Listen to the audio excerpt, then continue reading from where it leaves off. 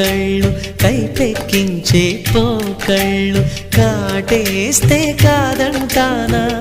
ఇప్పుడైనా వయసేమైనా సొగసేమైనా మరపించే మనసేమైనా నవ్వు నవరాత్రి నీ కోసం తీసుకువస్తున్నా మైనా ఏమైనావే మన్మథ మాసం అయినా ఎంతైనా ఇది మెత్తని మోసం